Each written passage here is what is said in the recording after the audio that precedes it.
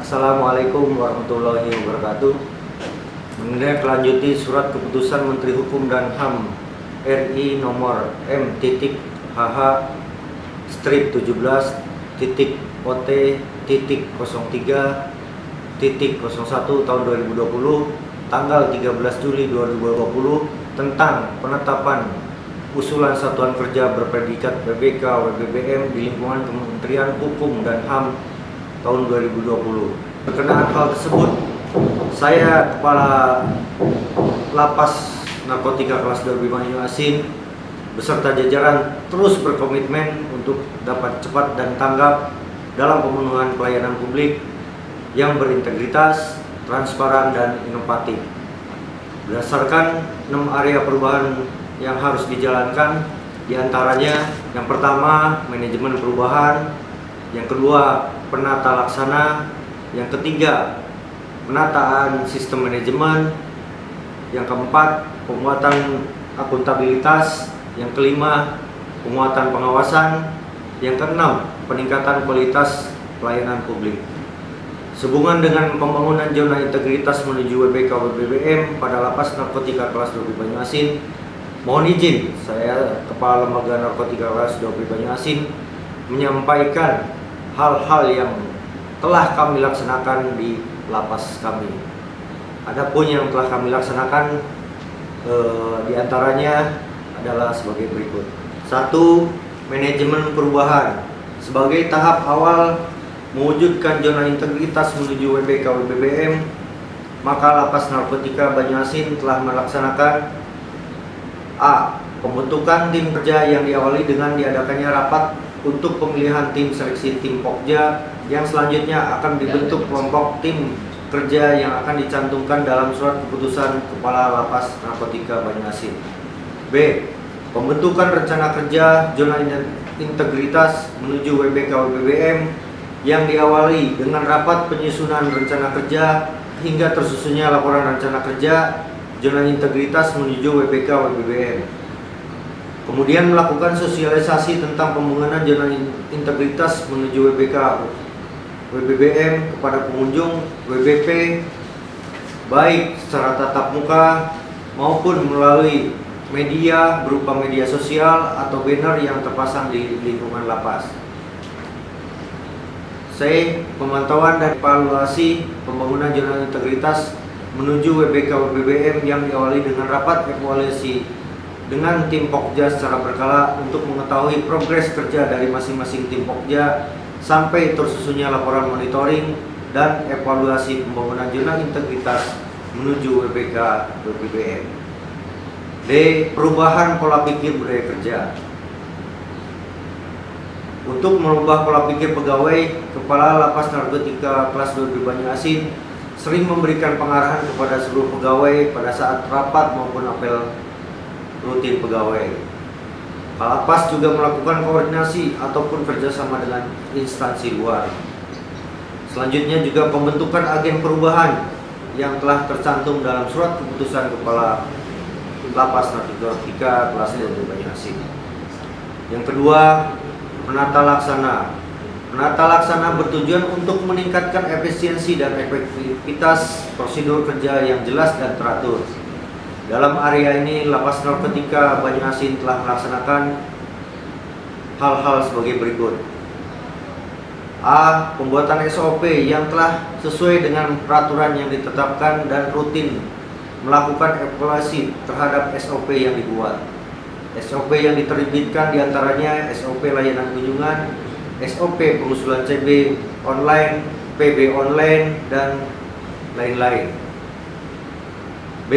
Pelaksanaan kerja yang lebih efektif dan efisien, di mana kegiatan kerja berbasis teknologi informasi diantaranya melalui penggunaan aplikasi SIPEG guna memonitoring kerja pegawai serta SDP dalam pengurusan hak reintegrasi warga binaan masyarakatan di Lapas Narkotika kelas 2 Banyuasin.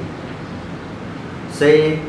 Keterbukaan publik melalui pemberian informasi mengenai proses dan alur dengan jelas untuk pengajuan hak reintegrasi warga binaan pemasyarakatan melalui pemasangan banner atau pamflet di lingkungan lapas yang dapat dijangkau oleh masyarakat umum. D. Keterbukaan publik melalui kemudahan aksesan informasi melalui media sosial Lapas Narkotika Banyu-Asin, baik itu melalui website, Instagram, Facebook, dan YouTube. Yang ketiga, penataan sistem manajemen SDM.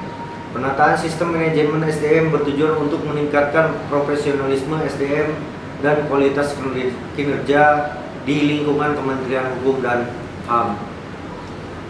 Dalam area ini, Lapas Narkotika kelas 2B Banyu-Asin telah melaksanakan hal-hal sebagai berikut.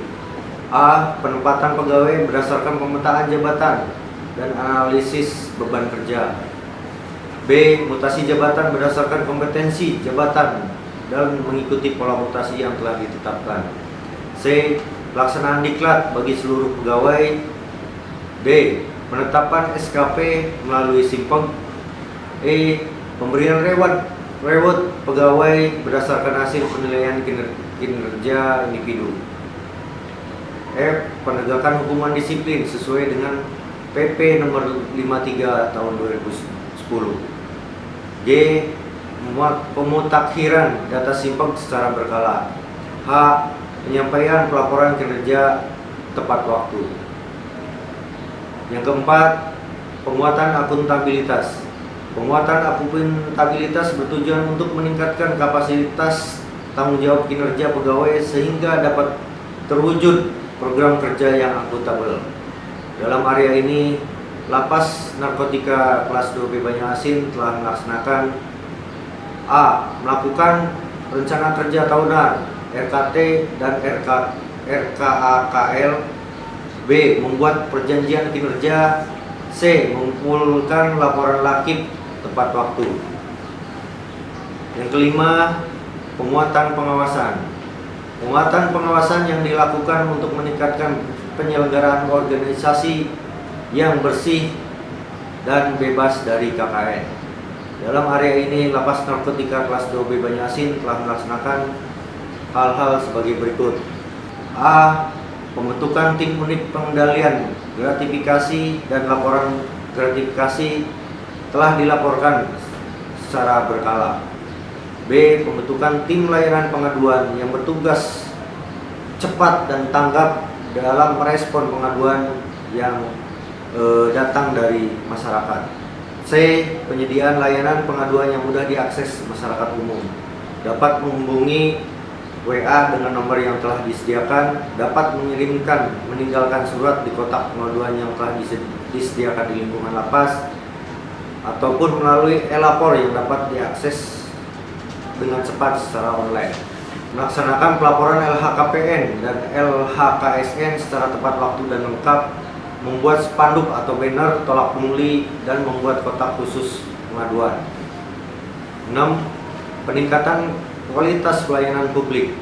Peningkatan kualitas pelayanan publik dilaksanakan sebagai upaya untuk meningkatkan kualitas dan inovasi pelayanan publik sesuai dengan kebutuhan serta harapan masyarakat, sehingga bisa masyarakat memperoleh pelayanan yang sangat prima. Dalam area ini, Lapas Narkotika kelas 2B Banyu-Asin telah melaksanakan hal-hal sebagai berikut. A. Layanan informasi secara lengkap kepada pengunjung. Lapas Narkotika Banyu-Asin melalui duta layanan yang siap bertugas memberikan informasi ataupun yang dibutuhkan oleh pengunjung dan masyarakat. B. Layanan publik berbasis HAM yang telah tersedianya ruang pendaftaran kunjungan yang nyaman untuk pengunjung yang dilengkapi fasilitas penunjang lainnya seperti tersedianya ruang adaptasi, musola, toilet pengunjung khusus disabilitas, dan tersedianya taman bermain anak di ruang kunjungan. C. Menyediakan layanan survei kepuasan pengunjung yang mudah diakses pengunjung. D. Mengurangi penyebaran COVID-19. Lapas Narkotika Banyu-Asin menyediakan layanan kunjungan video via online. E. Pemenuhan kebutuhan hidup warga binaan berupa penyediaan makanan yang sehat, layanan kesehatan yang dilaksanakan secara optimal dan sebaik mungkin dalam melaksanakan pelayanan maksimal kepada warga binaan. Demikian kiranya yang dapat kami sampaikan. Saya selaku Kepala Lembaga Pemasyarakatan kelas 2B Banyu-Asin yakin Lapas Narkotika kelas 2B Banyu-Asin mampu untuk mencapai zona integritas menuju WPK dan WBBM. Lapas Narkotika Banyu-Asin pasti WPK. Assalamualaikum warahmatullahi wabarakatuh.